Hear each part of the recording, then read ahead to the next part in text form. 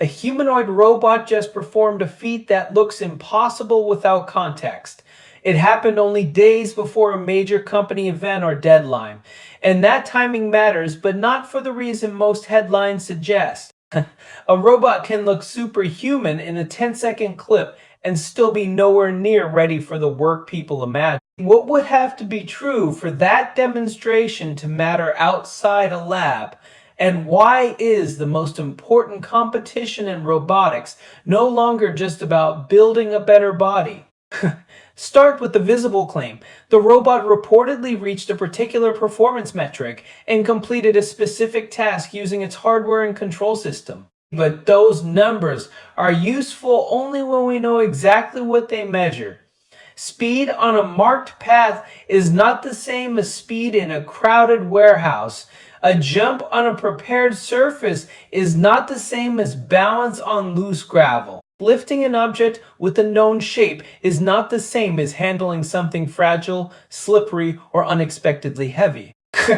The first caveat is the test itself. We need to know the conditions, whether the result was independently measured, whether it was repeated consistently, and whether the footage is continuous or edited. We should not call a result superhuman simply because it looks dramatic. The useful standard is more specific. Was the task measured clearly, repeated consistently, and performed under conditions that match the claim?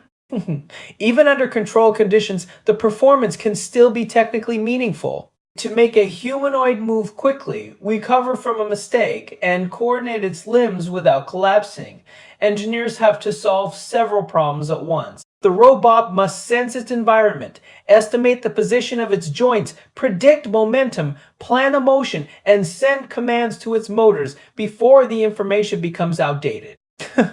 That loop is the real story behind an athletic-looking robot. The machine is constantly making tiny corrections. If its foot lands slightly farther forward than expected, its torso has to compensate. If an arm moves while it walks, its legs may need to counterbalance.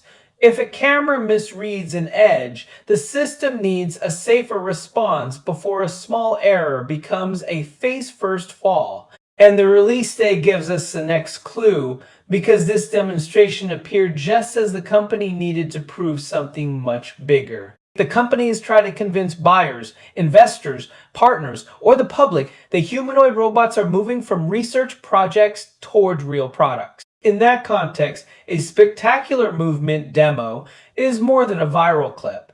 It is a signal. The signal says the hardware may be capable enough to run demanding control software. It suggests that the motors, batteries, sensors, and mechanical design can withstand aggressive movement. Perhaps most importantly, it shows that the team can create a machine people remember. But a signal is not proof of the business. The more important evidence is less cinematic. Units delivered, active pilot sites, manufacturing capacity, signed deployments, or publicly reported production figures. Those numbers tell us whether the robot is becoming repeatable. A one-off machine can be tuned for a demonstration. A deployable machine has to be built again and again. It has to be serviced, tolerate variation between parts, survive people using it incorrectly, and make economic sense after charging, maintenance, supervision, and downtime. So what is the point of athletic performance if the goal is work? The short answer is recovery. A robot that can accelerate, crouch, step sideways, absorb an impact, and regain its balance has a larger safety margin. That can matter in environments built for humans, where a machine may need to climb a step, reach a low shelf, carry an object while turning, or work in a space that would be expensive to redesign. Athletic ability is a capacity test, not a job description. But stronger balance and faster reactions may make a machine less likely to stop when a cart blocks its path, a box is slightly out of position, or a person walks through its workspace. That is the promise. Now comes the test that matters. What happens on attempt to 101 when the floor, object, or human does something the robot never rehearsed? Without independent public footage of the robot completing a messy, unscripted shift, we cannot judge that part of its performance. The gap between a demonstration and a deployment usually appears when the task stops being perfectly repeatable. Lighting changes. People leave items in the wrong place. Labels become damaged. Doors stick. Tools disappear. An object the robot expects to pick up may be wet, bent, or partially hidden. When that happens, the question is no longer whether the robot can move impressively. Does it pause safely? Does it ask for help? Does it recognize uncertainty? Can a remote operator recover it quickly? Or does one unusual object cause 15 minutes of downtime? A serious deployment test should measure four things: autonomy, intervention rate, recovery, and repeatability. It should also report task completion rates, operating hours, recovery time, and safety incidents. Without a documented deployment and those measurements, the central demo versus deployment question remains unanswered. That is why public stress tests are so valuable. They reveal the unglamorous parts, resets, missed grasps, cautious movement, human supervision, and the preparation required before the robot begins. Those details do not automatically mean the technology failed. They tell us how far it remains from operating on its own. A good robotics company should want that measurement because it allows progress to be compared over time. If all we have is a highlight reel, then all we know is that the robot made a highlight reel. There is also another strategy being tested across robotics. Some teams believe the winning robot should look increasingly human because the human world is filled with human-sized spaces and tools. Others take the opposite approach. Instead of building a general-purpose, person-shaped machine, they build a specialized machine for one environment.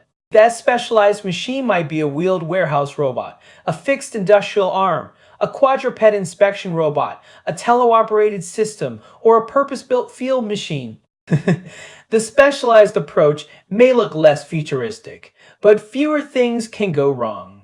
Wheels are often more efficient than legs on flat floors.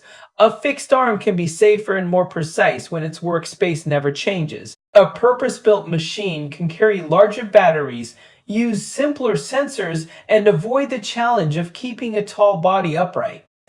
The humanoid answer is flexibility. One body could potentially work across many places without requiring every building to be redesigned. The specialized answer is reliability. A simpler machine can solve a narrower task sooner. Neither approach has proved that it can win across every use case because the bottleneck is shifting again. For years, the obvious limitations were hardware. Motors were weak, batteries were heavy, and balance was fragile. Hardware remains difficult, but as robot bodies improve, the larger question is whether a machine understands what it sees well enough to generalize. The body may not decide this race at all. The compounding advantage could be hidden in what every failed attempt teaches the software. Researchers and companies are trying to build one intelligence that can work across many bodies. Instead of treating every robot as a completely separate brain, they're developing models that learn patterns across tasks and machines. A system might learn the visual idea of a cup, a handle, an obstacle, or an open drawer, then adapt that knowledge to different cameras, grippers, or body shapes. That does not mean a robot can instantly learn every job from a video. Physical reality is unforgiving.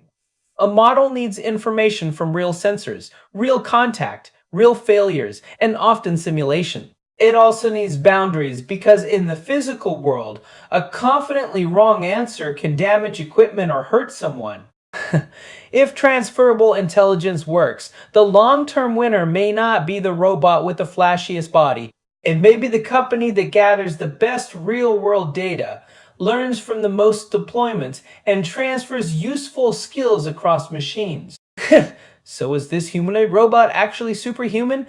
The public evidence supports an impressive control demonstration, not a broad superhuman claim. That is already notable, but athletic movement is the beginning, not the finish line.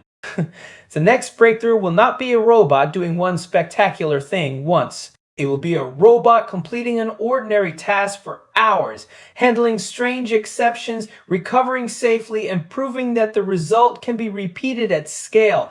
That is less cinematic than a viral stunt. It is also the moment AI robots become genuinely hard to ignore.